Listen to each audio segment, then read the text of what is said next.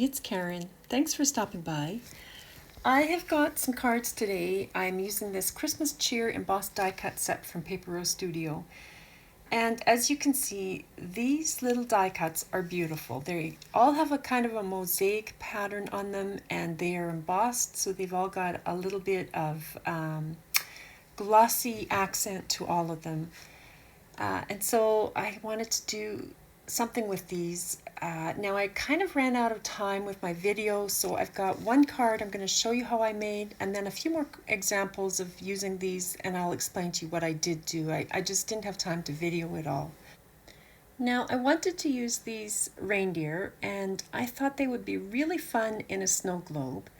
And I have made this snow globe style card before, but I wanted to make this one a shaker's snow globe. So I'm going to switch it up just a little bit here. I wasn't sure if this would work or not. Now I have cut 3 circles of acetate. They are 4 3/4 inches in diameter. And I have used this lots and lots of circles die, which is one solid piece, and it cuts all those circles out in one pass. And so I've got lots left over, and I had some of these left over actually from another project that I was working on. But I really like that stitch accenting to it. So the outside of those measure 4 3/4 inches, and the inside is 4 inches. And on this one, I just cut a piece of cardstock and did some ink blending on it and spattered some white acrylic paint. And that will be at the back of my snow globe. So I just wanted a kind of a snowy look or feel to it. Now, I've got 3 more of these white rings, and they will go on the 3 pieces of the acetate. 2 of those are going to make the shaker card. So if you want, take a screenshot of this. This is the base of the snow globe, but I'll go through it with you anyway. So I'm using a piece of 4-inch tall by 10-inch wide card, and I'm using 120-pound cardstock for this. You do want the base to be quite sturdy because it's got to hold up all those rings. So it's best to use a really sturdy cardstock. But I'm scoring it at 1 inch, 2 inches, 3 inches, and then again at 4 inches. And then we're going to jump across. So these are all going to be the sides that fold up. Between 4 and 6 inches, that is going to be the base of the snow globe. So the part that goes on the table. And then we're going to score again at 6 inches, 7 inches, 8 inches, and 9. So every inch we're scoring, except between 4 and 6.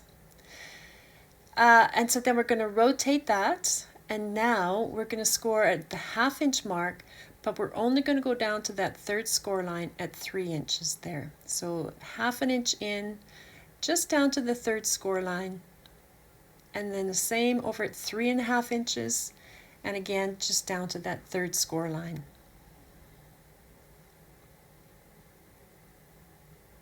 So you don't have to make those super strong. They're actually cut lines, but it should look like that.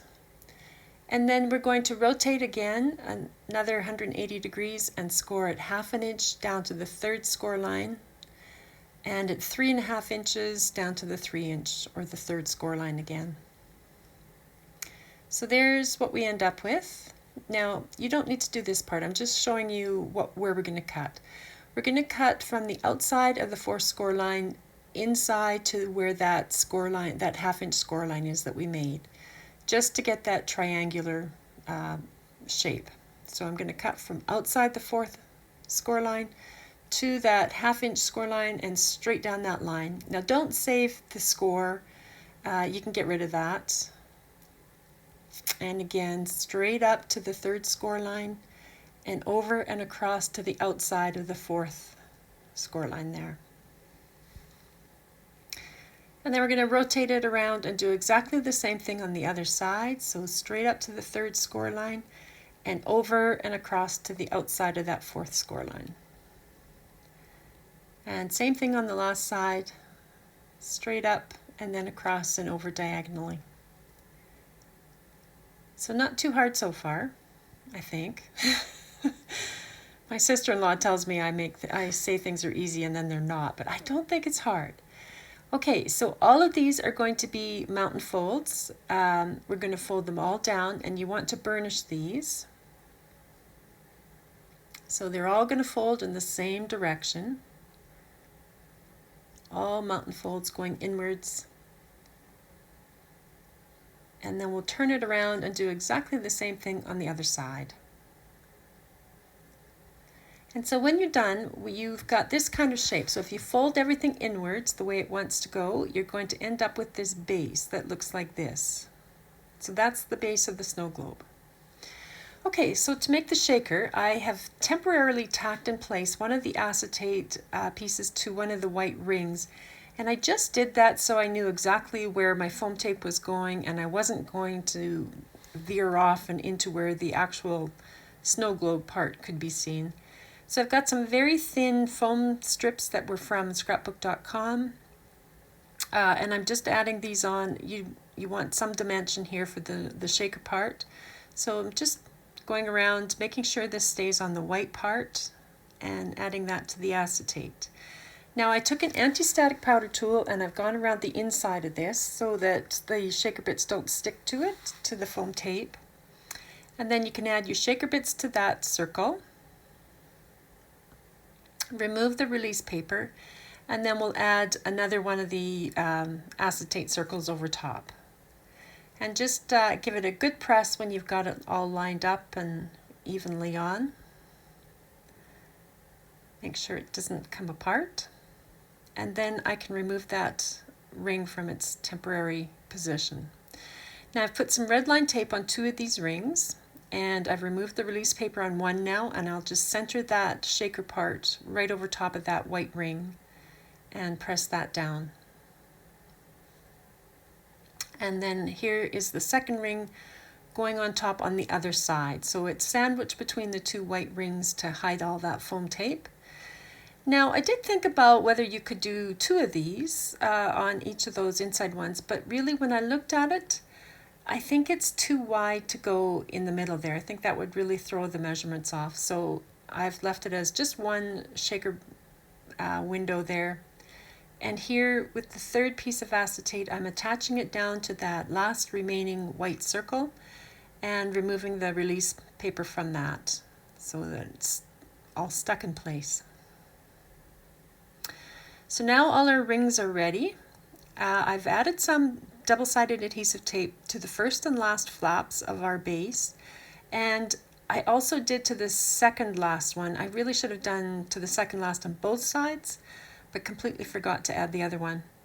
So here I've taken the release paper off the one side and I've folded it down at the second fold line on the right, and now I can fold the base up and over and it will pick up exactly where it needs to get picked up. And so it should look like this now when you've got it stuck down. And now I'm removing the release paper on the other side, and I'm going to fold the base up and over again. So I'm sort of flattening out that one I just put down on the left there, and I'm folding the base over so it picks up the remaining side. So there's the base shape, the way it's going to go. Now to assemble this, we're going to start at the very back. Now I have a 5 by 7 inch envelope that these will fit into. So I am marking off where the 7-inch mark is. I don't want to go past that. So I have pushed that ring inside the 7-inch mark, and I'm centering my base over the bottom of that. And so now I can put glue where I know that base is going to go. And I'll just try to line up the base so it's fairly centered on that circle. I'm keeping it away from the 7-inch wide mark there. And I'm hoping that that's centered. Now you'll see I don't get it quite centered. It looks like it, but it wasn't quite. But I'm sort of pressing that down. And then I realized, oh, it wasn't quite right. So I sort of wiggled it over a little bit and got it a bit better centered. And so once they're centered, now you can push it right up against the top edge of your scoreboard. So I'm removing the release paper now on that second section of the base. And this circle should line up with the 6-inch mark because all our score lines were 1 inch apart. So I've got my ruler and I'm lining that up with the 6-inch. I've got that circle pressed right up against the top edge of my scoreboard in line with the one in behind it. and I'm just gently pushing this down because I really do want to make sure it's in the right spot. So I pull it away and I can look at it straight through, and it was lined up pretty well. So then I just pressed it right into that double-sided tape. And now I've put more tape on the other side, and I can remove the release paper on these, and then I will fold the whole base up and onto that second acetate window. So it'll pick it up where it's meant to go there. So now we've got two windows lined up. And now the last one, the shaker element, is going to go on the very front. So I'm pushing everything into the left side of my scoreboard and up against the top. And I'm marking off where the 5-inch mark is. And then this ring will reach as high up as that 5-inch mark. So I'm just holding it in place, and I want to put a little pencil mark on the back where the base meets this circle. I know you can't really see that. I'll show you that in a second here. So there are my pencil marks, so I know that's where I'm going to put my double-sided tape. So I'm putting some tape there and erasing my pencil marks. And then I can start removing that release paper. I don't take it all off because that red line tape is so sticky, so I prefer to have it just a little bit. And again, I'm pushing it up into the top of my scoreboard and off to the left. I can mark off the 5-inch mark because that's where this one should end. And then I can put my ring back onto my base and press down the part where I've released the release paper, and then I can take it all off and hopefully it's in the right place. And so then you can have a look through and make sure everything is nicely lined up, and this one worked out just fine. You could put snowbanks on the bottom of these. I've done that before. I was going to cover up the front, so I wasn't too worried. Now I'm using the large Christmas snowflake layered die here. I've die cut that from white cardstock, and I'm putting these snowflakes in on the back layer. And this one, I wasn't sure. I thought about putting it off to the side, but I didn't like that. So it's going on the center of this other snowflake. And you can see how well those shaker bits are rattling and moving around in there. Now, right between the base and that first shaker circle, I'm going to put the first reindeer. Now, I wanted this one to be tucked down a little bit lower just so you could see the second reindeer right through the front. So I'm tucking it right down inside that gap there and pushing his little feet right down into there. And so when I did that, I realized that his one foot was sticking out, so I've just kind of very awkwardly cut that off. And then I had to straighten him out a little bit, but it does come off. And then I just straightened this reindeer out a bit. But I liked that he was standing right up against the window, to be honest, because then you really see that beautiful mosaic pattern on him. Now I'm putting glue on the back of the second reindeer, and I will attach him back in that first section right at the very back, but up just a bit so you can see his head above the other one. And then just gluing him right down to that acetate in that middle layer. So there's a little look at the two reindeer, and it shakes really well, this one. Now, to cover up the front where all the shaker bits were, I chose this die cut, and I trimmed it off on the bottom so it had a nice straight edge. I'm adding a bit of glue to the front circle and just a bit to the back of that die cut.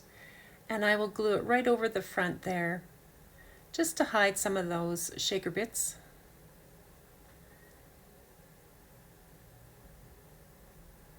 And then I've got one of these sentiments that's from the Christmas sentiment pack, and I've just trimmed around it and I've added that to the front. So there you have it. It's a shaker snow globe, which I thought was really quite fun.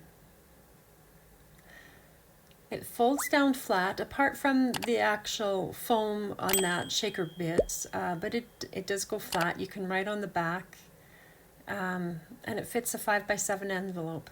So I thought that was good. Now, I was so behind this month, you guys. I have done a few more cards. I just didn't have time to video it all. So Here is another one of these embossed die cuts. Now, I've used the Crisp Christmas sentiments again on this one.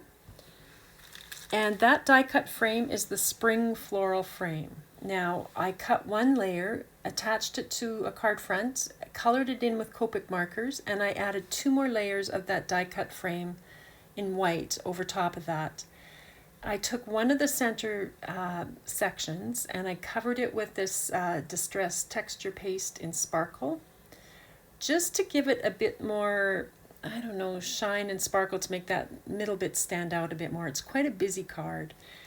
And that's all I did with this. I added the stocking, or added foam tape to the back of the stocking, and that sentiment. Now with this next one, I have used the paper piece rectangle die. I've cut it, colored in the inside sections with blues and greens, as you can see there. I put it down with one layer again of that outline of the paper piece, and I've covered all the blues and greens with this crackle paste in translucent. It didn't really crackle, but I did do that, and I've die cut the piece sentiment here 3 times from white cardstock and the shadow layer from vellum, and attached all that down. And then the last card that I did manage to get done, I've used the Ornate Swirls background die for this one and cut it from gold foil cardstock. And I've also taken the inside rectangle there and added that in around that gingerbread house. So that rectangle there, and then I just took that sentiment from the Crisp Christmas sentiment strips. So there you have it, guys, a few ideas on using up those embossed die cuts. Thank you for stopping by, everyone, and I hope you're having a great day. Bye.